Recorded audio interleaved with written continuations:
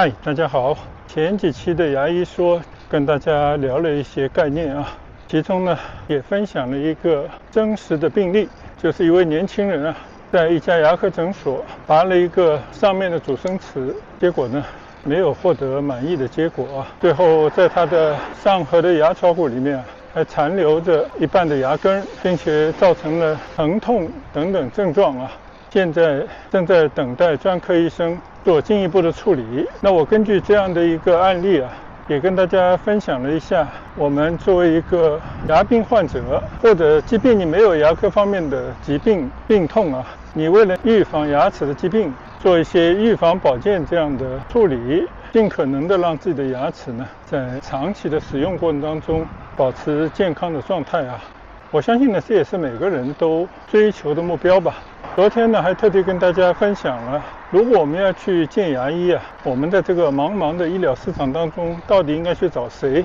是去找那些我们中国人仰慕的专家，那些专科医生，还是呢，就近在自己的社区找一个好说话，能够跟你解释的清清楚楚，把你的牙齿的情况，包括你的病情，它的来龙去脉，都跟你交代的清清楚楚的一位全科牙医。也就是说，在专科牙医和全科牙医之间，我到底应该去找谁？观看我视频的朋友呢，可能就会说，医生你就别卖关子了，你就直接告诉我，我现在要拔牙，我到底应该找谁？这样不就更加直截了当吗？那我要对这位朋友说啊，这么说也容易啊，但是在这个之前呢，我也是要先问你几个问题。你为什么要去把一个牙齿拔除？它长在什么位置？是不是已经跟医生呢去做过一些咨询？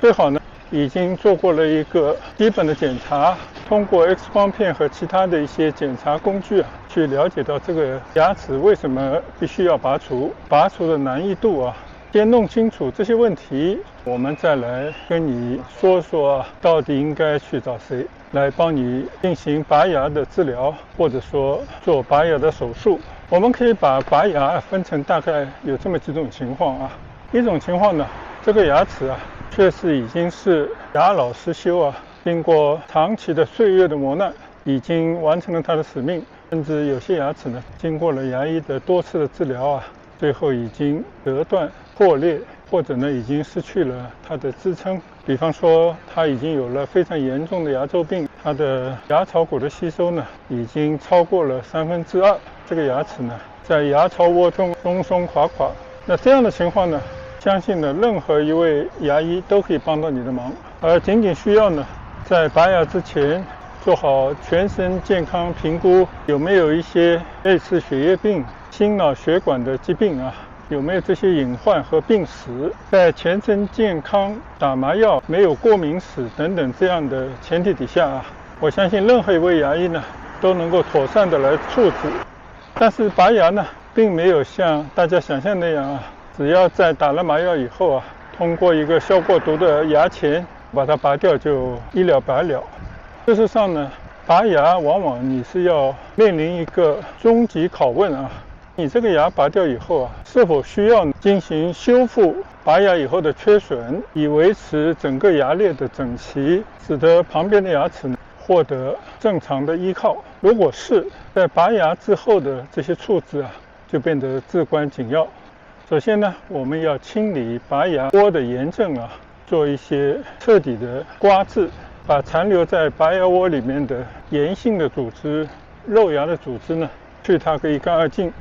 只有这样呢，将来在整个拔牙窝的愈合过程当中啊，就会长出健康的新骨。另外呢，根据以后的修复的需要，比方说将来是有可能用一个种植牙来代替自己的牙齿啊，那么你就要为将来的种植牙修复呢，留出牙槽骨的足够的高度和宽度。那么也就是说，你要尽量保留拔牙区的牙槽骨的骨壁，并且呢，可能需要通过一些植骨的手段啊，以后有机会再来跟大家详细展开来讲。其目的呢，就是让这个牙槽骨啊痊愈之后呢，满足种植牙稳固和经久耐用的正常的牙槽骨的高度以及宽度啊。那如果你确实是属于这样的一种情况，你就必须在拔牙之前确认这位医生除了拔牙的手段之外，它有否满足你将来这个牙槽骨获得良好的愈合，并且呢能够通过一些技术手段让你将来呢可以很容易的得到你所需要的修复这个呢是至关重要的。那第二种情况呢，这个牙齿本身还很坚固，但是呢它没有功能，并且呢对它的周围的牙齿造成了一些隐患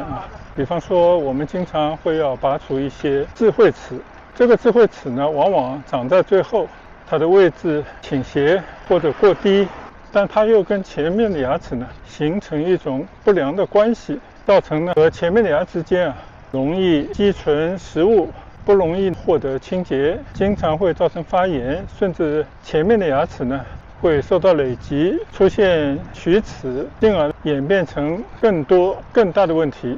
这个时候的牙医肯定会建议要把这些没有功能的，尤其是智慧齿，尤其是那些已经影响到邻牙的智慧齿呢给予拔除，以绝后患那在这种情况底下，我们又要去分析，或者是要确认我们去看的这位牙医他对于这些复杂牙齿并非松动的牙齿，深埋在牙槽骨里面，位置长歪，甚至呢跟前面的牙齿交错在一起，在拔牙的过程当中很容易损伤邻牙，甚至呢会损伤到周围的重要的解剖结构，更有甚者呢有可能会危及血管神经，危及生命的那些后果。那这个时候呢我们要做的这些确认，要了解这个医生的专业程度他对这样的病例曾经有过多少经验，即便是处理过这些复杂的病例我们仍然呢要确认在拔牙之前做好充分的准备。作为患者呢有权知道我们的医生在拔除这个牙齿的时候他的一些具体的操作程序，医生需要病人做什么样的配合，以及在可能出现的某种突发情况时候呢一些补救的措施。如果遇到一个马达哈的医生只是大大咧咧跟你讲这些我以前都处理过，你就准备接受这个治疗就好，而没有对整个治疗有可能的后果，以及在出现什么样的状况的情况底下怎么来进行补救性的措施等等语焉不详，那我觉得你作为一个被拔牙被手术的患者，你应该三思而后行。